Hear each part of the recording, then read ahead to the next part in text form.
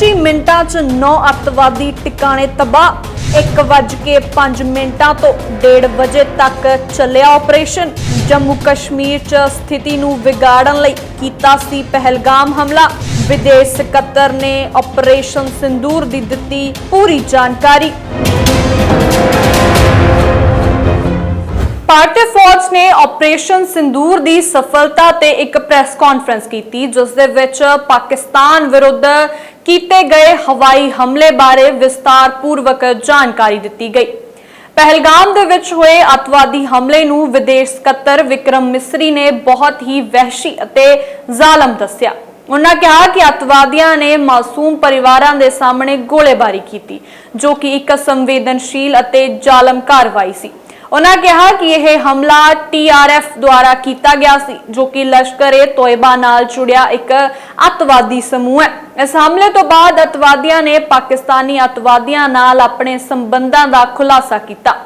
Press conference राही भारत ने पूरी दुनिया नूं यह सुनेहा दिता कि पाकिस्तान की भूमिका अतवाद के सरपरस्त दी रही है अते भारत इस विरुद्ध अपनी कार्रवाई जारी रखेगा। नमस्कार। इस ब्रीफिंग में शामिल होने के लिए आप सभी का धन्यवाद।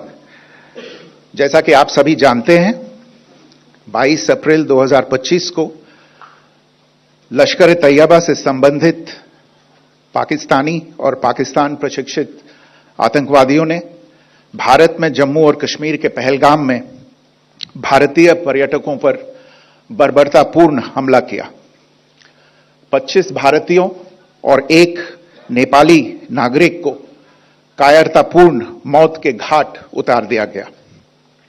मुंबई के 26 नवंबर 2008 के हमलों के बाद यह भारत में हुई किसी आतंकवादी हमले में मारे गए आम नागरिकों की संख्या की दृष्टि से सबसे गंभीर घटना है।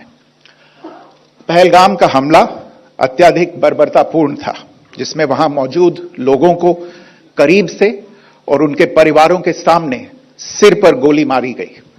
हत्या के इस तरीके से परिवार के सदस्यों को जानबूझकर आघात पहुंचाया गया। साथ ही उन्हें यह नसीहत भी दी गई कि वे वापस जाकर इस संदेश को पहुंचा दें। यह हमला स्पष्ट रूप से जम्मू और कश्मीर में बहाल हो रही सामान्य स्थिति को बाधित करने के उद्देश्य से किया गया था। चूंकि पर्यटन फिर से अर्थव्यवस्था का मुख्य आधार बन रहा था, इस हमले का मुख्य उद्देश्य इसे प्रतिकूल रूप से प्रभावित करना था।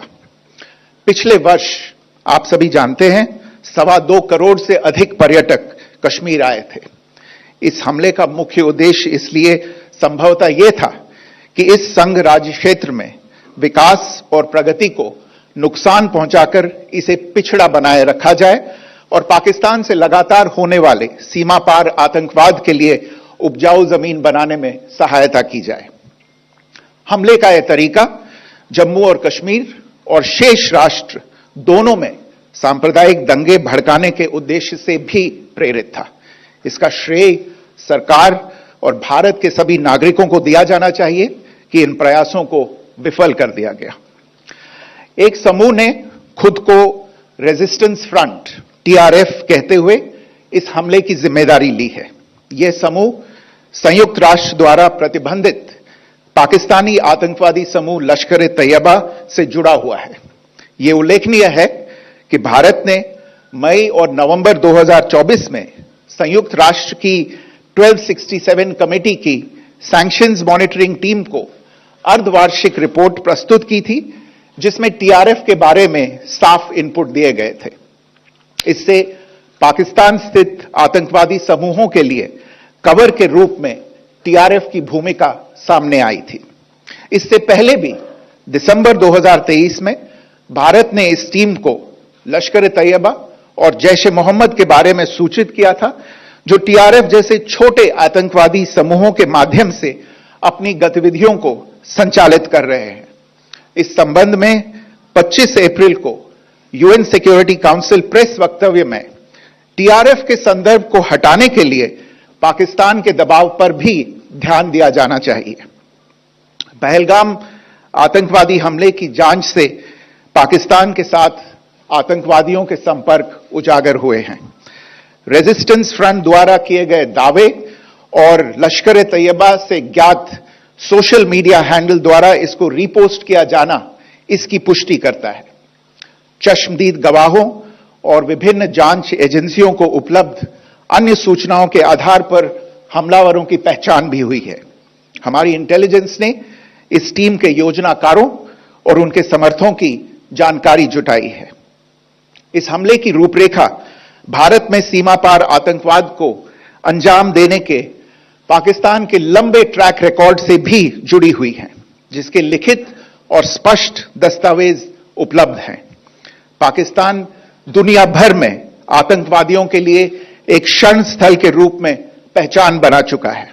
यहां अंतर्राष्ट्रीय स्तर पर प्रतिबंधित आतंकवादी सजा पाने से बचे रहते हैं।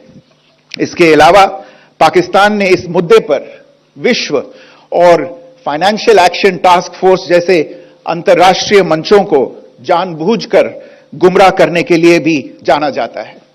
साजिद मीर का मामला, जिसमें इस आतंकवादी को पाकिस्तान ने मृत घोषित कर दिया था और फिर अंतर्राष्ट्रीय दबाव के परिणाम स्वरूप वो जीवित पाया गया, इसका सबसे स्पष्ट उदाहरण है। यह स्वाभाविक है कि पहलगाम में हुए इस हमले से जम्मू और कश्मीर के साथ साथ भारत के अन्य भागों में भी आक्रोश देखा गया। हमलों के बाद भारत सरकार ने स्वाभाविक रूप से पाकिस्तान के साथ संबंधों को लेकर कुछ कदम उठाए। आप सभी उन निर्णयों से अवगत हैं जिसकी घोषणा 23 अप्रैल को की गई थी। तथापि यह आवश्यक समझा गया कि 22 अप्रैल के हमले के अपराधियों और उनके योजनाकारों को न्याय के कटघरे में लाया जाए। हमलों के एक पखवाड़े के बाद भी पाकिस्तान द्वारा अपने क्षेत्र या अपने नियंत्रण वाले क्षेत्रों में आतंकवादियों की इंफ्रास्ट्रक्चर के विरुद्ध कार्यवाही करने के लिए कोई स्पष्ट कदम नहीं उठाया गया है। उल्टे वो इनकार करने और आरोप लगाने में ही लिप्त रहा है। पाकिस्तान आधारित आतंकवादी मॉड्यूल्स पर हमारी खुफिया निगरानी ने संकेत दिया है कि भारत के विरुद्ध आगे भी हमले हो सकते हैं। अतः इनको रोकना और इनसे निपटना दोनों को बेहद आवश्यक समझा गया। आज सुबह, जैसा कि आपको ज्ञात होगा, भारत ने इस तरह के सीमा पार हमलों का जवाब देने और उन्हें रोकने तथा उनका प्रतिरोध करने के अपने अधिकार का प्रयोग किया है। यह कार्यवाही नपीतुली, नॉन एस्केलेटरी, आनुपातिक और जिम्मेदारीपूर्ण है। यह आतंकवाद की इंफ्रास्ट्रक्चर को समाप्त करने और भारत में भेजे जाने वाले संभावित आतंकवादियों को अक्षम बनाने पर केंद्रित है। विदेश ਸਕੱਤਰ ਵਿਕਰਮ ਮਿਸਰੀ ਨੇ ਆਪਣੇ ਬਿਆਨ ਦੇ ਵਿੱਚ ਪਾਕਿਸਤਾਨ ਦੇ ਕਾਲੇ ਕਾਰਨਾਮਿਆਂ ਦਾ ਪਰਦਾਫਾਸ਼ ਕੀਤਾ ਤੇ ਕਿਹਾ ਹੈ ਕਿ ਅੱਤਵਾਦੀਆਂ ਨੂੰ ਨਿਆਂ ਦੇ ਕਟਘਰੇ ਦੇ ਵਿੱਚ ਲਿਆਉਣਾ ਜ਼ਰੂਰੀ ਸੀ। ਸਰਕਾਰ ਨੇ ਪਹਿਲਗਾਮ ਹਮਲੇ ਦੇ ਲਈ ਜਵਾਬਦੇਹੀ ਯਕੀਨੀ ਬਣਾਉਣ ਲਈ ਆਪਣੀ ਵਚਨਬੱਧਤਾ ਦੁਹਰਾਈ। ਇਹਨਾਂ ਹਮਲਿਆਂ ਨੂੰ ਨਿਆਂ ਅਤੇ ਸੰਕਲਪ ਦਾ ਸੰਦੇਸ਼ ਕਿਹਾ।